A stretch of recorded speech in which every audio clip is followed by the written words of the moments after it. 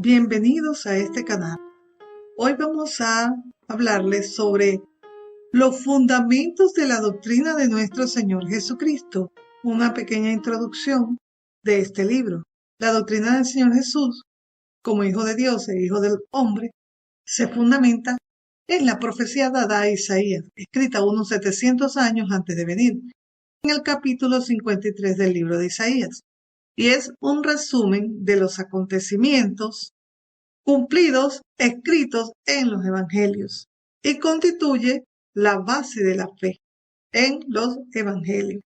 En la importancia que se merece la doctrina de nuestro Señor Jesucristo, encontramos 12 aspectos de mucha importancia. Su anuncio, en primer lugar. En segundo lugar, la eternidad. En tercer lugar, el nombre. En cuarto lugar, el hombre. En quinto lugar, juicio. El sexto lugar, la gracia. Séptimo, justicia. Octavo, santidad. Noveno, expiación. 10, sabiduría. 11, resurrección. Y 12, glorificación. Uno de los aspectos de mucha importancia, esta profecía nos indica, en primer lugar, nuestro Señor Jesucristo fue anunciado.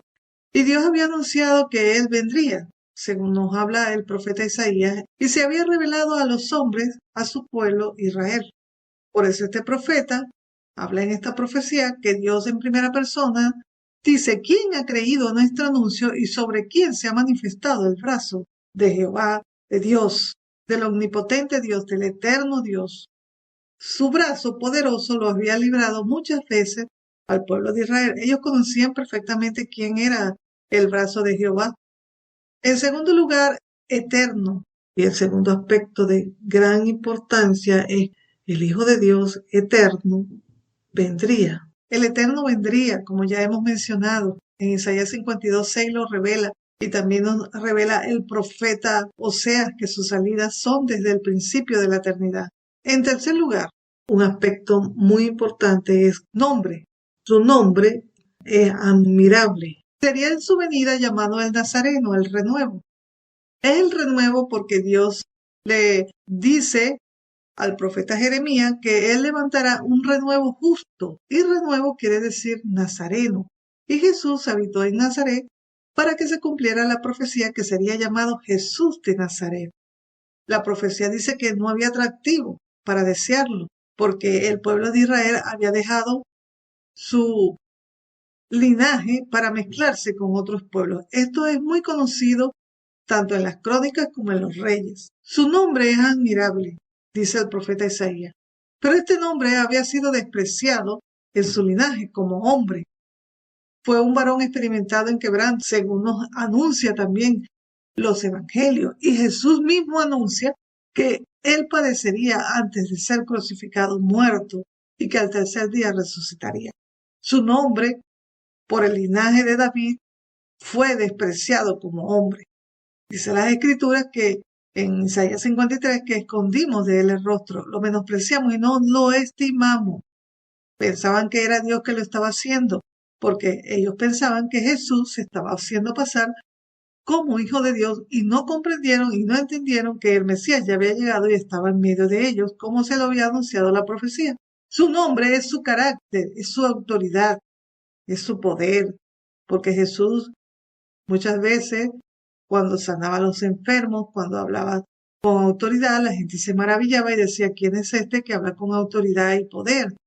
Jesús también dijo, cuando una mujer se le acerca y lo toca, dice, poder ha salido de mí. Jesús, como un nombre admirable de Dios, es poder, es autoridad, es carácter. Todos se maravillaban del poder, de la autoridad y del carácter como Jesús hacía y predicaba su doctrina. En cuarto lugar, un aspecto muy importante es que el Hijo de Dios se hizo hombre. No solamente es Dios. El evangelista Juan dice que él era Dios, es Dios. Pero fue hecho igual que los hombres, dicen las cartas apostólicas. Por eso fue llamado Hijo de Hombre, según nos habla el Salmo 80:17. Y nació de una simiente humana, según nos habla el evangelista Juan 1:35. llevó nuestras enfermedades, sufrió nuestros dolores, y pensamos que era Dios que lo azotaba, que lo hería y lo abatía, dice Isaías 53:4. Solamente puede sufrir dolores, padecimientos un hombre. Por eso fue hombre. Dios había manifestado que de el linaje de David nacería al que redimiría a su pueblo de Israel. Tendría que ser hombre para poder ejecutar la redención del hombre. En quinto lugar, juicio. Juicio de Dios pasó sobre él.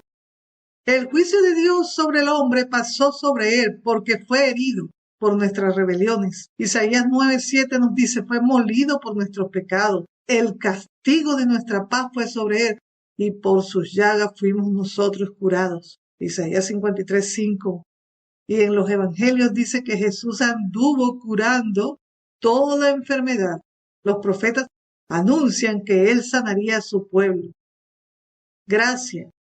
Y en sexto lugar, encontramos que la gracia y la verdad vinieron por medio de Jesucristo.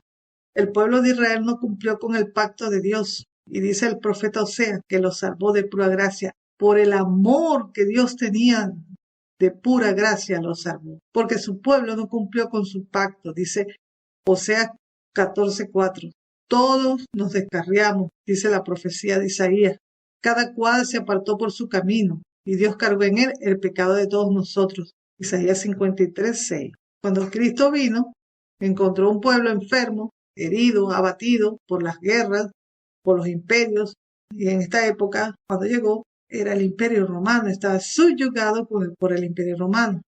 En séptimo lugar, justicia. La justicia de Dios se hizo a través de Jesucristo. Dios cumplió con toda justicia a los hombres que creó, con toda su creación. Isaías 5:16. La justicia de Dios está hecha en su Hijo, Jesús, angustiado y afligido, callado, delante de sus trasquiladores, fue el Cordero de la Pascua, pasó por cárcel y juicio, y su generación, ¿quién la contará? Porque fue cortado de la tierra de los vivientes y por la rebelión de mi pueblo fue herido, dice Isaías 53:7-8. Jesús recibió las heridas de la pena, de la culpa y la sentencia de los pecados de su pueblo. En octavo lugar, la santidad del Hijo de Dios. Dios es santo, Jesús es santo. Cuando nació, el ángel dijo, el santo ser que nacerá, se lo dijo a María, será llamado Hijo de Dios, sería llamado santo. Jesús es santo y se santificó como hombre para poder santificarnos, dice él en la oración que le hace al Padre en Juan 17. Y también en Isaías 5:16-19 dice que él es santo. Se dispuso con los impíos su sepultura y con los ricos su muerte, aunque nunca hizo maldad ni hubo engaño en su boca, nos dice Isaías 53:9. Y el mismo Jesús nos dice en los evangelios, ¿quién de ustedes me redarguye de pecado? En noveno lugar, y de gran importancia, expiación, que el Hijo de Dios hizo la expiación por el pecado que antiguamente se hacía con un animal. Él fue el Cordero Pascual. El soberano Dios nos habla en las Escrituras, sacrificio y ofrenda no te agradó. Vengo como está escrito en el libro de mí. Salmo 46:7. A pesar de ser inocente, santo, Dios lo sometió al quebrantamiento, sujetándolo a padecimiento. Colocó su vida en expiación por el pecado. Vio linaje en todos los que han creído en él. El eterno Hijo de Dios realizó una obra muy grande y su fama se ha extendido hasta nuestros días. Isaías 53:10. En décimo lugar encontramos la sabiduría. Jesús es la sabiduría de Dios. Proverbios 8. En la sabiduría de Dios, la aflicción de su alma fue su satisfacción, porque salvó a muchos, al justificarlo por su conocimiento, y llevó las iniquidades de ellos. En su sabiduría ejecutó un gran proyecto, y en su conocimiento, el conocimiento que tenía su Hijo, lo manifestó a la humanidad. Juan 17:6 y Isaías 53:11. Resurrección. De gran importancia también encontramos la resurrección. Fue muy importante porque Jesús dijo que Él es la resurrección y la vida. Jesús dijo que Él iba a padecer, pero al tercer día resucitaría. Igual anunciaron los profetas, nos daría vida y al tercer día resucitaría. Eso nos habla el profeta Oseas, también nos habla el profeta Isaías. Y resucitó y hay júbilo, porque se escucha en los cantos de alabanza y se alegran juntamente con él los ángeles en Jerusalén.